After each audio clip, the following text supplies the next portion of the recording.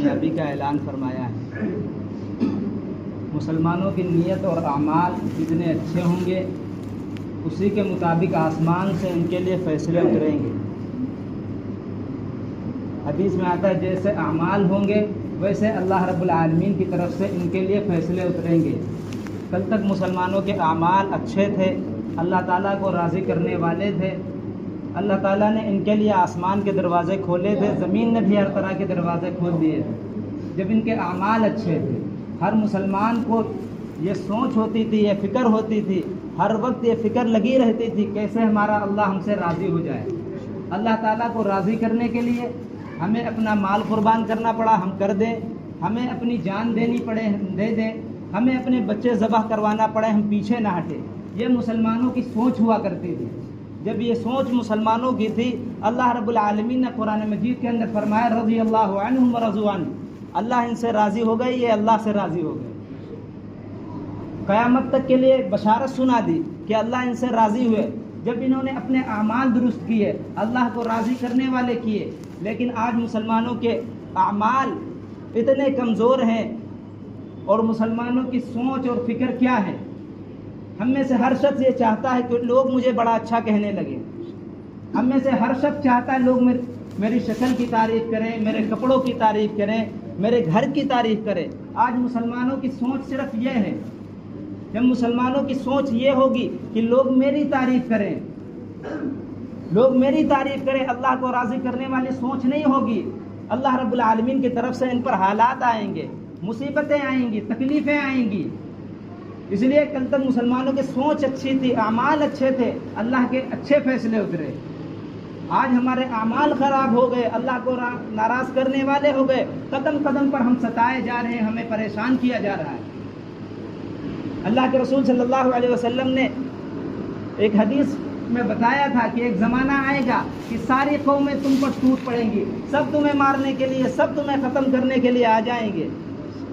صحابہ کرام رضی اللہ عنہ اجمعین نے اس وقت اللہ کے رسول صلی اللہ علیہ وسلم سے پوچھا تھا اے اللہ کے رسول کیا اس وقت ہم تعداد میں کم ہوں گے؟ کیا مسلمان دنیا کے اندر کم ہوں گے؟ کیا وجہ ہوگی لوگ ہمیں مارنے کے لیے، ہمیں ختم کرنے کے لیے آ جائیں گے؟ اللہ کے رسول صلی اللہ علیہ وسلم نے فرمایا تھا اس وقت تمہاری تعداد سب سے زیادہ ہوگی۔ آج دنیا کے اندر سب سے زیادہ مسلمان ہیں، سب سے زیادہ مسلمان ہیں۔ صحابہ کرام رضی اللہ عنہ اجمعین نے پوچھا ہے اللہ کے رسول پھر وجہ کیا ہوگی؟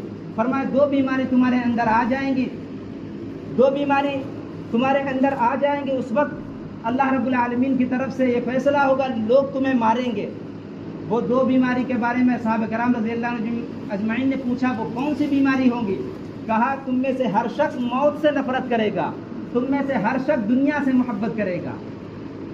آج یہ دونوں بیماری مسلمانوں کی لگ چکی ہیں۔ صبح اٹھتے ہیں دنیا کی فکر، شام ہوتی ہے دنیا کی فکر، اور ہم میں سے ہر شخص موت سے نفرت کرتا ہے، موت سے ڈرتا ہے، حالانکہ موت ہمیں اللہ سے ملانے والے تھی۔ جب ہماری موت آئے گی ہم اللہ رب العالمین سے ملیں گے۔ ہم جس کے لیے نماز میں پڑھتے ہیں الحمدللہ رب العالمین، جن کی ہم تعریف کرتے ہیں اللہ آپ پاک ہیں، آپ پوری دنیا کے مالک ہیں، اس اللہ سے ملتے ہوئے ہم ڈرتے ہیں۔ جب ہماری موت آئے گی تبھی تو اللہ سے ملاقات ہوگی۔ اگر یہ بیماری ہمارے اندر سے نکل جائے، موت سے نفرت ہمارے دلوں سے نکل جائے، یقین مانو دنیا کے اندر مسلمانوں کے خلافت حکومت آ جائے گی۔ اللہ نے قرآن میں وعدہ کر چکے ہیں وعد اللہ الذین آمنوا وعملوا الصالحات لیستخلفنہم، کہ اللہ ایمان والوں سے وعدہ کر چکے ہیں کہ زمین کے اندر انہیں خلافت دیں گے، حکومت دیں گے، صحت دیں گے، سلطنت دیں گے، لیکن انہیں اچھے اعمال کرنے ہوں گے، انہیں اللہ کو راضی کرنا پڑے گا، انہیں اللہ کو ناراض کرنے والے جتنے کام ہیں سب چھوڑنے پڑیں گے۔ اگر آج سے ہم یہ نیت کریں گے کہ ہم اللہ رب العالمین کو راضی کرنے والے کام کریں گے، اللہ رب العالمین کی مدد آ جائے گی۔ اللہ تو وہی ہے جو صحابہ کرام رضی اللہ عنہ اجمعین کی مدد کر رہا تھا۔ وہ 313 تھے، ایک طرف 1000 کا لشکر تھا۔ رب تو وہی ہے، اللہ وہی ہے، رسول وہی ہے، قرآن پاک وہی ہے، اللہ نہیں بدلے۔ اللہ کی قسم ہم مسلمانوں کے اعمال خراب ہو گئے، ہمارے اعمال اللہ کو ناراض کرنے والے ہو گئے۔ آج ہم میں سے کتنے لوگ ہیں جو نمازوں کی پابندی کرتے ہیں؟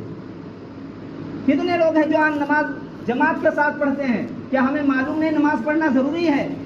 کیا صرف جمعے کے دن اللہ رب العالمین تمہیں بلاتے ہیں؟ عصر میں جو اذان ہوتی ہے تمہیں سنائی نہیں دیتی کیا؟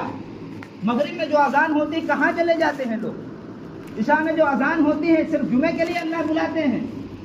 جو مغرب میں اذان ہوتی کہاں چلے جاتے ہیں؟ عشاء میں اللہ بلاتے ہیں، عصر میں اللہ بلاتے ہیں۔ جس طرح جمعے کے لیے اذان دی جاتی ہے اللہ بلاتے ہیں، اللہ کا حکم ہے، ویسے ہی جب عصر کی اذان ہوتی ہے اللہ ہی بلاتے ہیں، مؤذن نہیں بلاتا، امام صاحب نہیں بلاتے، اللہ بلاتے ہیں۔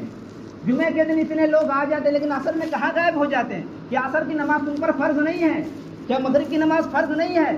یہ اللہ کے احکام کی ہم دھجیاں اڑائیں گے، ہم رسول اکرم صلی اللہ علیہ وسلم کا سنتوں کا جنازہ نکالیں گے، پھر کہیں گے ہم پر حالات آئے ہیں۔ اللہ تو قرآن میں کہہ چکے ہیں وَيَسْتَبْدِلْ قَوْمًا غَيْرَكُمْ، اگر تم اللہ کے دین سے روگردانی کرو گے، اللہ کے دین کو پیڑ دکھاؤ گے، اللہ کو تم لوگوں کی ضرورت نہیں، اللہ دوسری قوم لے آئے گا جو تم جیسے نہیں ہوں گے، وہ اللہ کو راضی کرنے والے کام کریں گے۔ اس لیے ہم میں سے ہر شخص نیت کرے اور کوشش کرے کہ اللہ کے احکام کو ہم پورا کریں گے، جو اللہ نے فرائض ہم پر عائد کیے ہیں وہ پورے کرنے کے لیے ہیں۔